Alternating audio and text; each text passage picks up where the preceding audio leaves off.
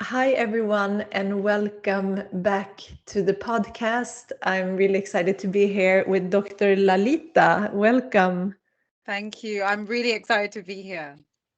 I'm so excited to talk to you. This topic is so important. And first of all, congratulations on your book that is coming out in a few weeks. It must feel so beautiful to birth this into the world.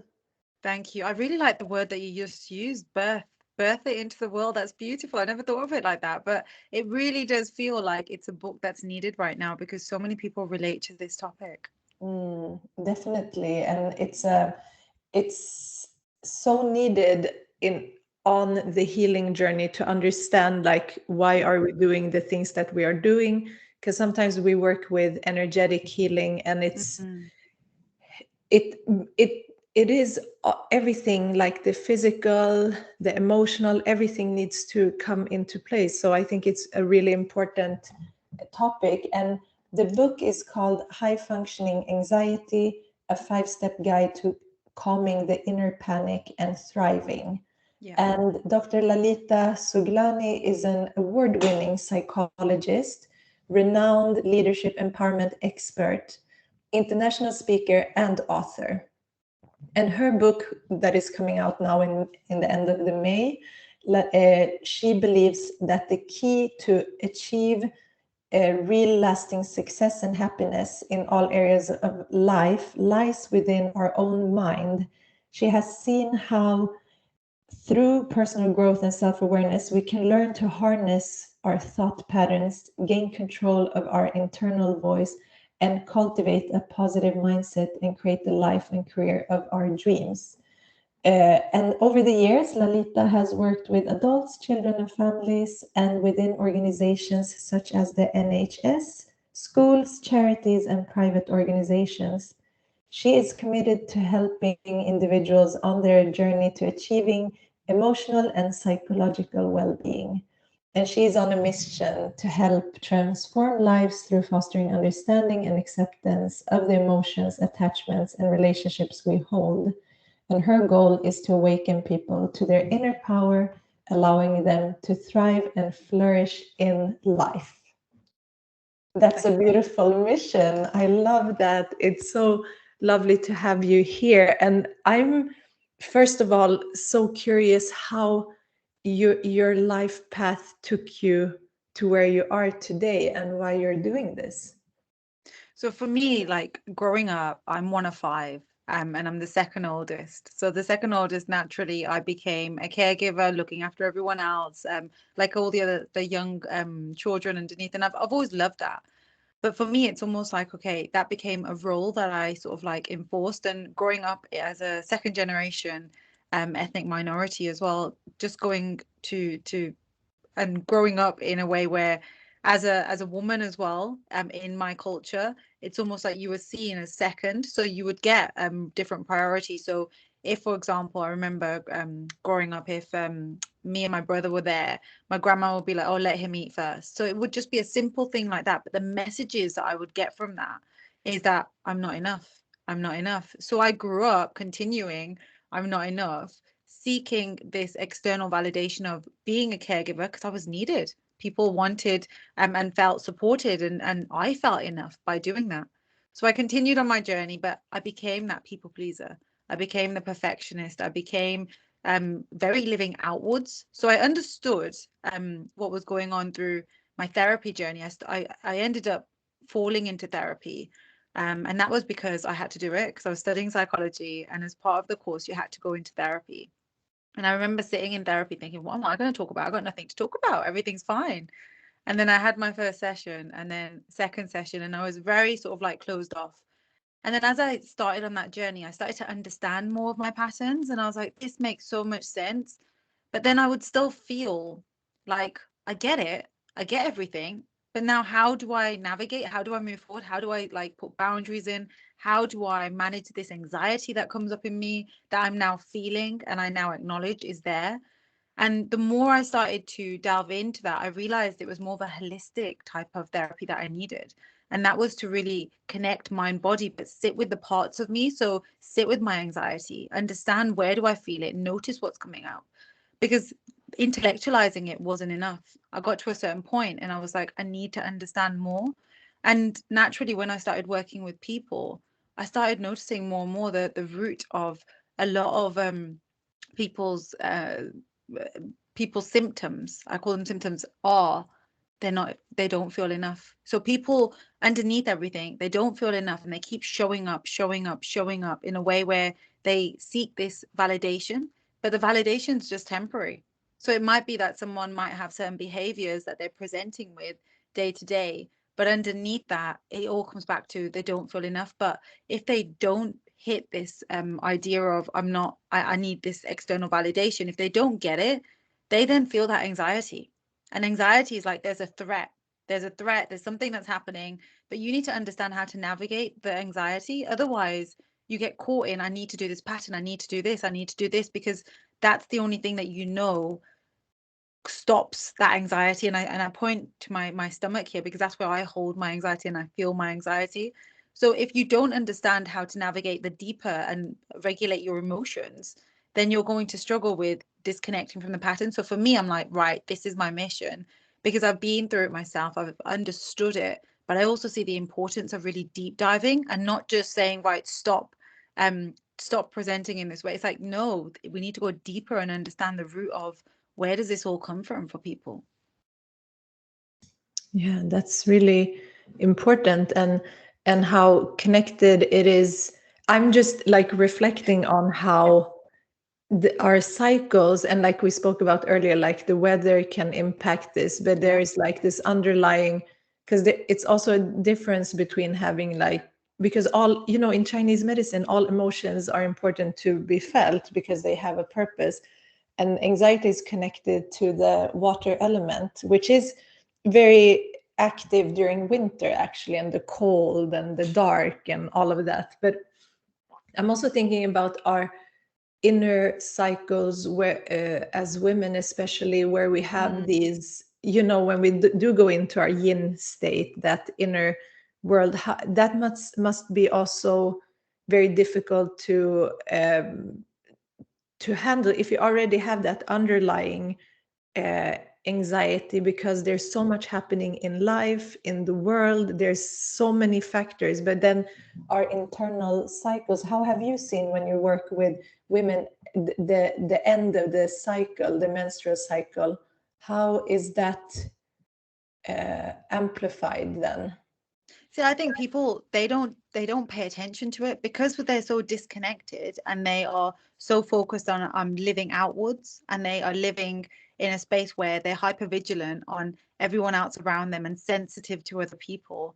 They don't use them tools to go inwards and start understanding, hang on, if I'm feeling a little bit low this month, or if I'm feeling a little bit I'm feeling a little bit more hungry, they don't notice that because they're disconnected from these feelings.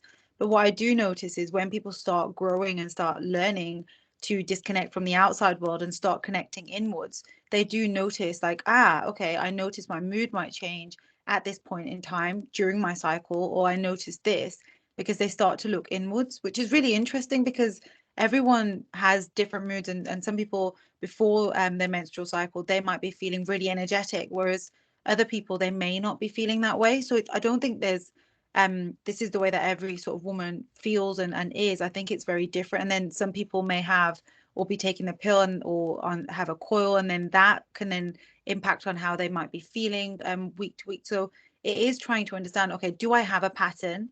Or also acknowledging there is that side of things, but also your food, your diet, your hydration. It's looking at all the core fundamentals of how you're nurturing your physical body. And also movement. Like I know there are a lot of individuals who are high functioning, but they throw themselves into exercise, they throw themselves into movement. But what's the intention behind their movement? Is it because it's just to tick another thing that they've done, another thing, and it's like, okay, I've done all of these things. But that's again another outside in living. We're trying to live from the inside out and be more intentional, try to understand, actually, why do I want to feel like I need to go to yoga every day? Why do I feel that I need to go running every day? So I think for me, it's like trying to understand all the foundations, and everyone is so individual in the way that they show up and the experiences that they've had. And it's just about them learning more about understanding what's the messages my body is telling me and giving me, and how do I listen to what's going on. Yeah, I love that, living from within and not from expectations. And just to make it like even more foundational, because I also in my own book wrote about anxiety and depression in particular a little bit, but not from your background.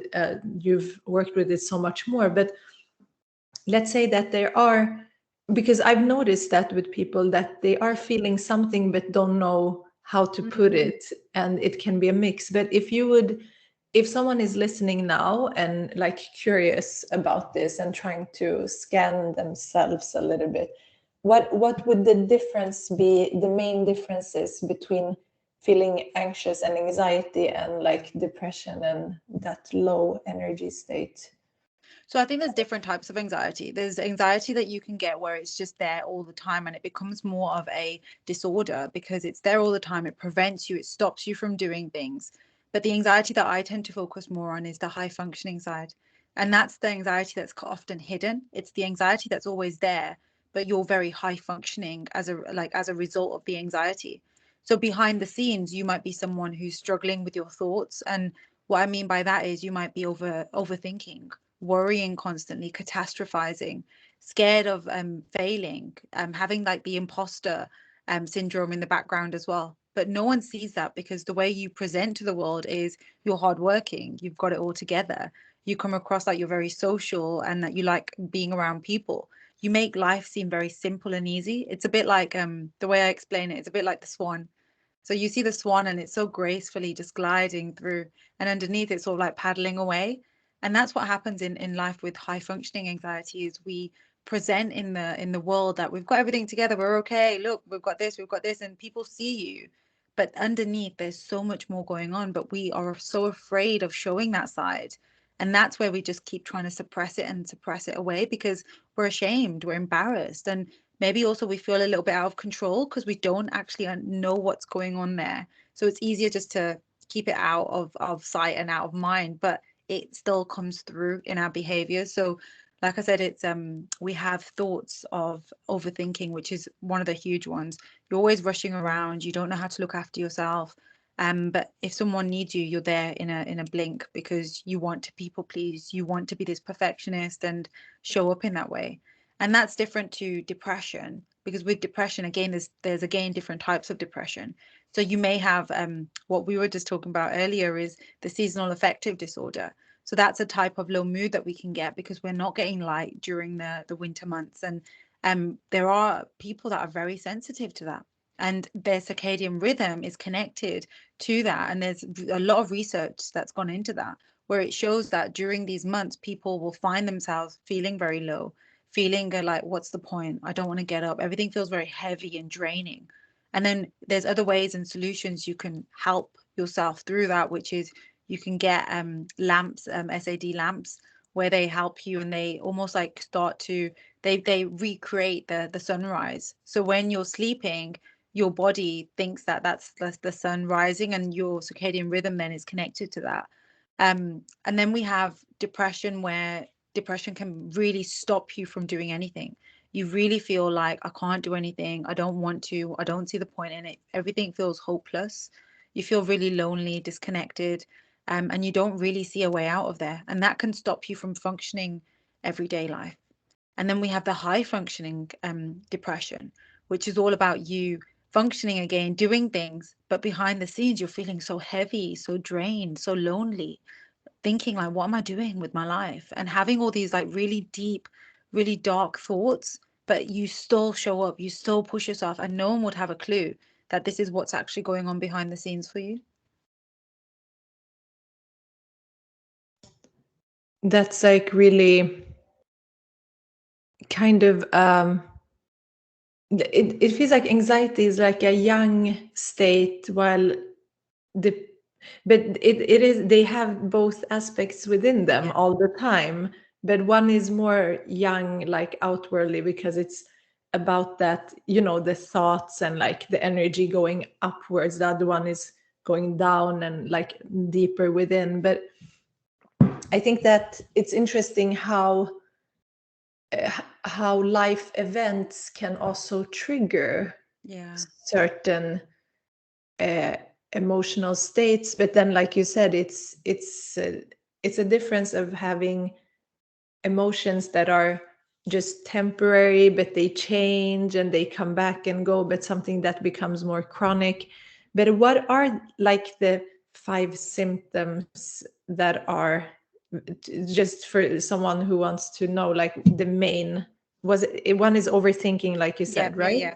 So the symptoms of high functioning anxiety is, number one is you being that perfectionist. The archetype there is you feeling like the need of, I need to do things right. Now with perfectionism, you have these high expectations of yourself. So you have these expectations where you think, I need to do this, I need to do this. And if you don't do it to that level, you feel like you're a failure. You blame yourself, your inner critic comes out, you have this imposter within you screaming out. And that leads us to the second point, which is catastrophizing. So you will think of all the possible things that can happen in a situation or in a conversation that might happen or has happened, that you could be sitting there really disconnected, having all these different thoughts. And what about if this happens or this happens or this happens? Again, your body doesn't know the difference between your imagination and what you're imagining. So there is still a physical impact on when you're catastrophizing. And there's times where catastrophizing can be useful, but when it's a detriment where you're overthinking and you're constantly having these catastrophizing thoughts all the time after different conversations, that's where then it can become a problem. Then we have over responsible. This is where perhaps you struggle with boundaries. And by you struggling with boundaries, you can't say no to things. So someone's like, can you do this? Or say if you're in a circle and there's something, someone has to pick something from the middle of the circle and no one else is moving. And then you're just like, I'll do it. I'll do it. I'll do it. So you keep adding things. And then in the background, you're struggling to make ends meet. And you might be the one who's then up at like 7, 8 o'clock trying to finish this work while other people are out. And that can then lead to resentment and you feeling frustrated because you think, well, what about me? But no one knows that because people think, oh, like you're the person who always does it. We also have like anticipatory anxiety, and that's you thinking about or anticipating what's going to happen next, so the what ifs. So what if this and what if this and what if this? And then by you doing that, it leads us to the other symptom, which is you always need to feel like you need to be in control. And being in control means I need things to go in a certain way. And that's why I'll double and triple check things, because if I don't, something bad might happen. And I don't want anything bad to happen, because if it does, again, I don't know how to manage that emotion. So it's easier just to make sure everything's in control. So rather than trusting someone else to do something, I'll just do it. I'll just do it. And you end up being this responsible individual. So they're all connected to one another, but they're all actually separate because they all the need for the reason why they present, it comes from a different place, if that makes sense. Yeah, thank you for sharing that. That's I think many people can relate to that, and it's kind of like a symptom of something so big and structural and so ingrained in society. So it's been like a programming for us to come to this point, and it's only up to us to work with it, because society won't help out, since these expectations and things do sometimes feel out of control, since we're so connected to world events, we're seeing like things like that happening, that is, it's so beyond our control, and it's like overwhelming. And then in our own lives things can happen, and just spontaneously I started thinking about how this manifests and how it can be how it's presented in parenting. Like, how does that come out for parents? Because then you have all of these things, and then on top of that you have children that you have to take care of. What have you seen when you're working with mothers or fathers who have See, this is again a really interesting one, because when we essentially, high functioning anxiety is that you're struggling in the background to regulate your emotions. And the way that you learn to regulate them from a young age is that you've just thrown yourself into work, thrown yourself into being busy.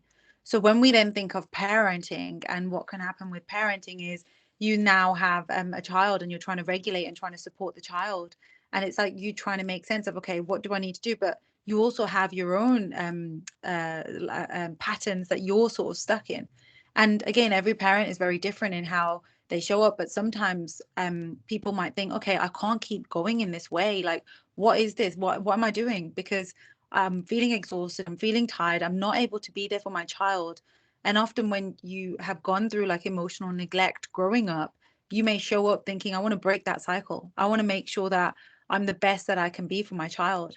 And often sometimes it takes that to make you want to do your inner work, to start to realize what's coming up here for me. What's this about? What's happening here? So it gives you that insight into what is happening.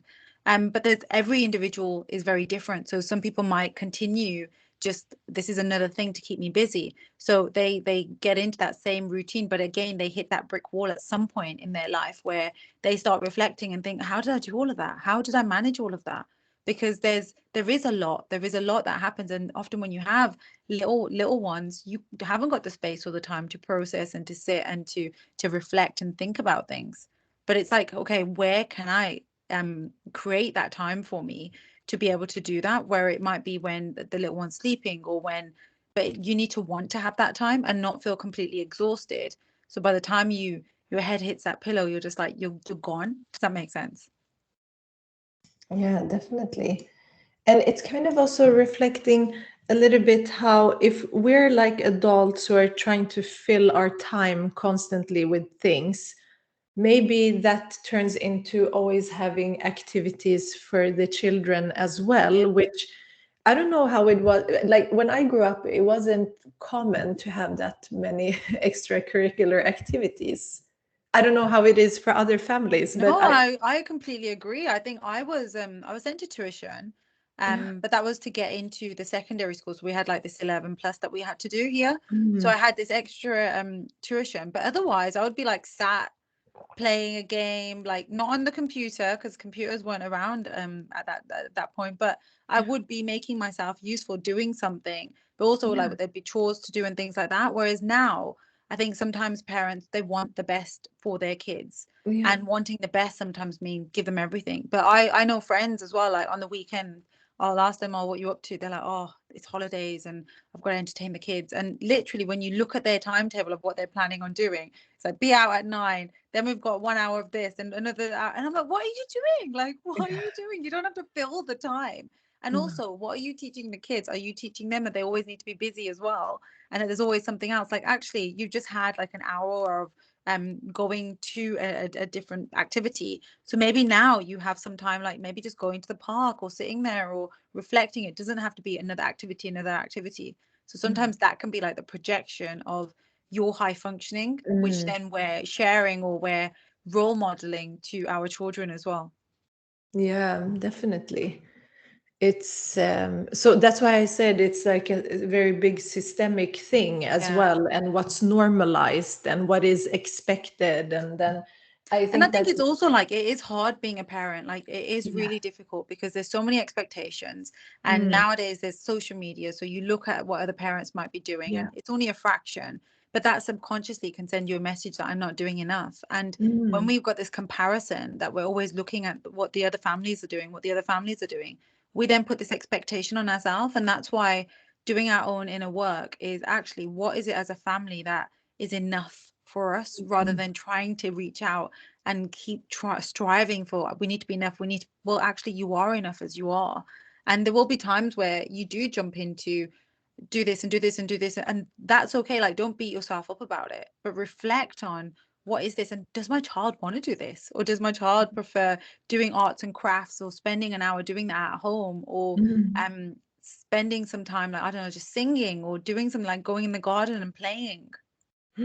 Yeah, it's like trying to because it maybe it's also part of one's own, like, this thing that you said, that you have to be um we would say in Swedish, like, you're always performing, you're Yeah. always like trying to do something that is maybe you find makes your time more valuable, which then actually I think that when you have so many plans, the time just goes by, and then you don't know what did you do and why did you do it. And I think that we talked a lot about the weather. I think it's, especially here in the Nordics and in northern parts of the world, it is quite hard to, since the grounding aspect is kind of hard when we cannot sit and be in nature in the same way, especially here when it gets like ice and snow, and again the water element is everywhere, so it does create some, and the darkness.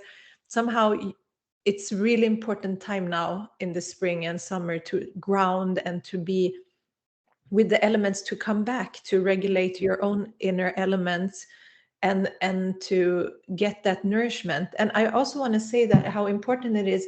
I think that in the healthcare system, many people go there and I think of course they do test these things, but how in Chinese medicine, blood deficiency can lead, which is a yin deficiency, can lead to anxiety, which is so true, because even in Western medicine, if you have like anemia or blood deficiency in the body, which is that grounding, that heaviness that you need, then it can also trigger. And I think many people don't go and check that. And then if you have that underlying, performative, high functioning, then that can make it even amplified. Yeah. And especially if you're disconnected, like if you're anemic and you're feeling exhausted, but you keep pushing yourself and then eating all the wrong foods or drinking things to keep you going, that is again you being disconnected because you're not really tuning into your body. And we are so intuitive, and a big part of my book is about embracing the sensitivity that we have, because that's the part that we're trying to push away. Is I don't want to think about that, but the sensitivity that we have, connecting inwards and using that sensitivity, because when we're hypervigilant, we're noticing things anyway in people. Like that's us being sensitive. We're noticing that person's not in a good mood, or why did that person say that in that way, or that person's just looking at that person differently, like there's something going on. So you already are so sensitive, but it's outwards. We need to use it inwards. So you've got the skills already, but if you then start noticing, okay, I'm anemic, for example, what does my body now need to help me? And what can I now do to try and understand what's going on and why am I anemic? Where does this come from?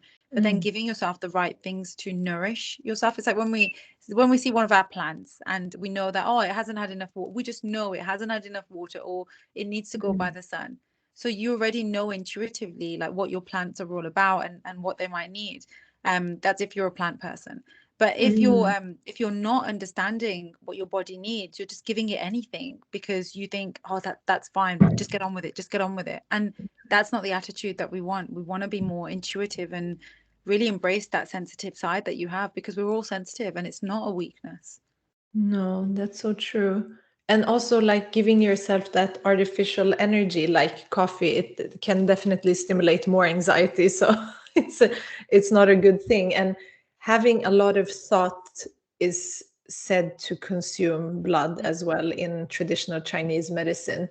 That and over exercising, like those two things that you mentioned. So you see how the practices go together, and this ancient medicine also sees the connections. And I'm really curious about the rejection sensitivity dysphoria. What does that mean? And what you've written about this as well? Yeah. This is really fascinating because it comes up quite a lot. Rejection sensitivity is focusing more on like when we're sensitive, we don't really understand the sensitivity being that we are. So what we're doing is we connect to different things and people, and what we're looking for is evidence of why we are not enough. Because deep down we have a root, and the root within us is saying, I don't feel enough. So if you're out with your friends and someone turns around and says, oh, I'm feeling a little bit tired, instantly you're like, they don't want to hang out with me. They don't want to be here. Maybe I said something wrong. Maybe I'm not, maybe I didn't give them enough attention. Maybe this, maybe this. So you run off into catastrophizing, but you now have created a narrative from something that's happened from the place of I'm not good enough, because you are trying to avoid rejection. You do not want rejection. Because if there's any form of rejection in your physical world, that reminds you, see, I'm not enough. So we are avoiding that at any cost. So we give and we give and we give and we make sure everyone's okay. But as soon as we suss out that someone is going to reject us at any point, that's the sensitivity side. We're looking for it constantly. It's like having a little Alf on your shoulder, and the Alf's just looking out for, oh, look, what's that person? Oh no, look at that person. And that, no, that's going to happen. And it could be something really simple, like someone sends you an email saying, hey, I need to cancel our meeting. There's no explanation, there's nothing. And that's it. It's like, oh my God, they don't like me. What's wrong? Like, what am I going to do next time I see that? And we've gone off in 10 different stories. And it's like, right, come back. Let's just ask them. And that's what the book sort of shows you, is how do we reframe rejection sensitivity? And reframing it is, yes, we may have this feeling of not being good enough, but you also have a feeling of being enough. And how do we nurture more of that? But then also, how do you notice when you are sensitive and you do pick up on things? It's you challenging that part, that, and rather than you going into the narrative, I'm bad, I'm not a good person, I'm like this, I've upset them, I've hurt them, I'm not good enough. We can keep falling into that. And it's like, come back. Let's take a pause and let's actually understand what's going on here. Where is it that you're running to? You think this, but what's the evidence showing us? And that pause that we give ourselves in moments when we do feel dysregulated is really powerful and life-changing. Yeah, that's really good to remember and to practice. I'm really happy that you have that in the book as well, because it takes practice to get there and to stop. Yeah. And in some periods, it might be very hard. If you have to, you think that you need to prioritize other things, then I think that that's one thing that I've seen, like, not it's these two types of being, where one is that you think that you're taking care of yourself by doing certain things, like you said, you have things that you tick, but then the things that are really like nourishing, you're not prioritizing. And most of us do that because we have certain expectations for work, and then we have, I mean, just work life is a whole thing in itself, and how to navigate that. And then in your real well, it should be your real life and it should merge, but I think it's really depending on what you're working with and how you have to show up, because that takes a lot of your life as well, Yeah, your yeah. time. And if and you're then masking all the time, like if you're masking constantly, you are going to feel so exhausted. And what I mean by masking is, if you put on a front that everything's fine, everything's all okay, but actually things aren't okay. So someone might cancel a plan last minute, and you've rearranged everything in your diary, and that was the only time that you were able to see them. They didn't know that you had done all of that. And then they cancel and you're like, oh, they canceled. But you don't tell them that that's upset me or that's hurt me. Instead, you're just like, oh, it doesn't matter, just ignore it, because we don't want confrontation. We don't want this difficult conversation. But then people don't know how to treat us, and we aren't telling people how to treat us.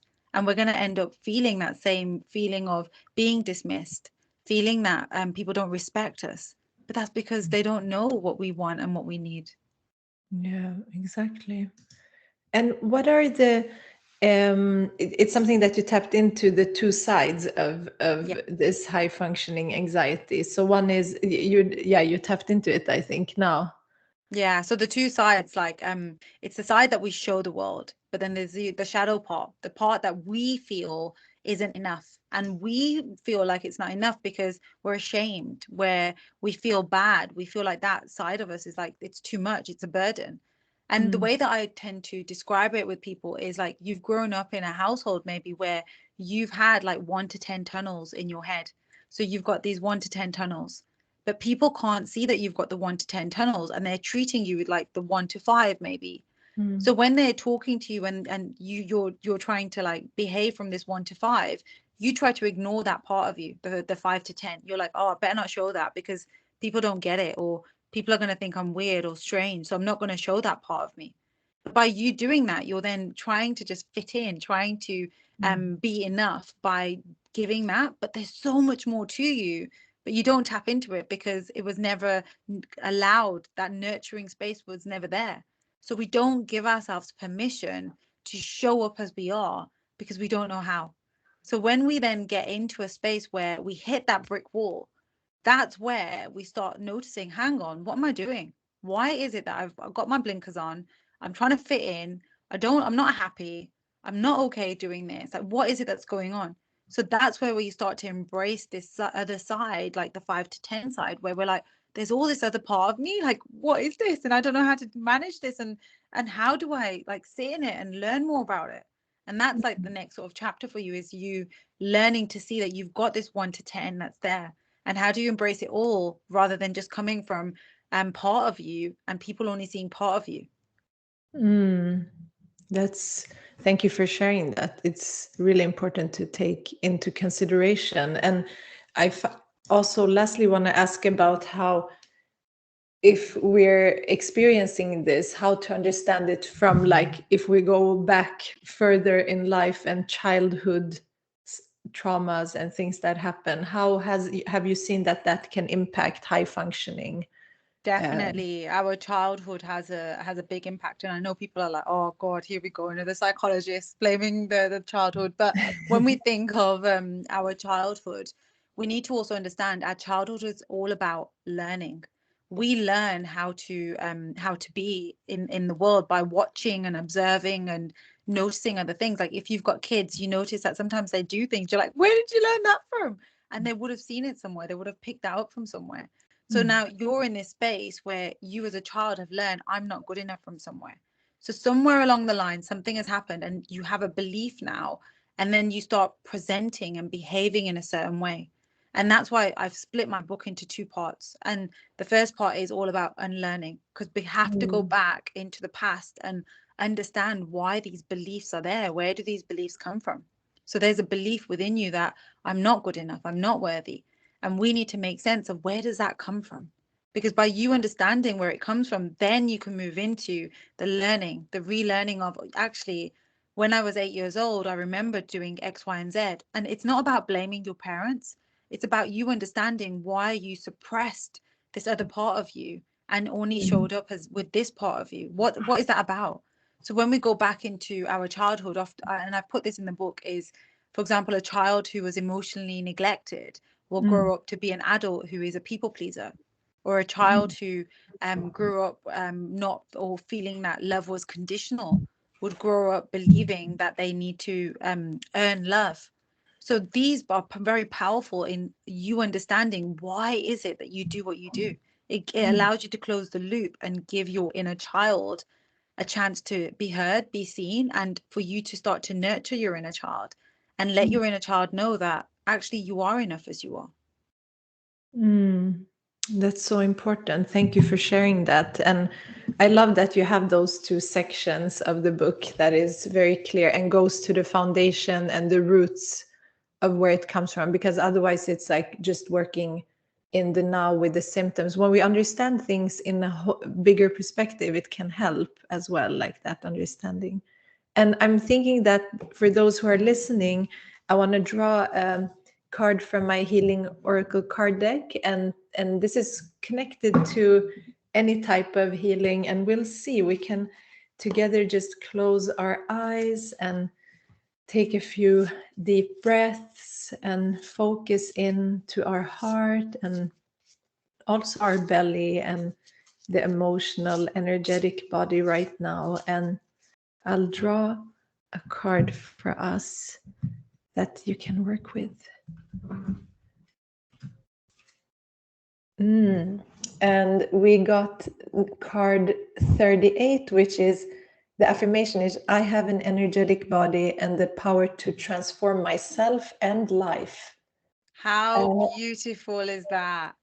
Yeah, and it's, I mean, that is really, the energetic state does affect how we experience life and what we are creating. And I think that, and this is actually the card that comes after working with the chakras and all of the levels of energy within ourselves. So this card, I divided it into like our physical body, our mental body, and then our emotional body. And the energetic body is so subtle, so it can be hard to hard to connect with sometimes. But it's this card is about transfusion and transformational energy, becoming aware of your energetic body through practice, through meditation, and also feeling that life force energy. And the body is sacred and given by Mother Earth to embody herself in many forms. But the energy that resides in us, keeping the body and life going, goes beyond the physical, emotional, and mental body. And I think that if we connect to that part of ourselves, we can transform that energy that might be stuck and creating a lot of disharmony. And it's about feeling the chi within ourselves. Like you said, it's when we come to stillness and silence where we can do that, because otherwise we're like up. The energy is constantly moving upwards.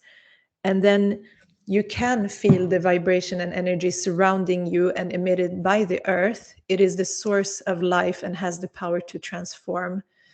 And you can work with this, as I said, through sitting in stillness and silence, focusing on your breath and feeling the senses, like your clothes on the skin and the sounds, going from the five senses and then going beyond this skin, both within and then out, how the energetic body is expanding and hugging you.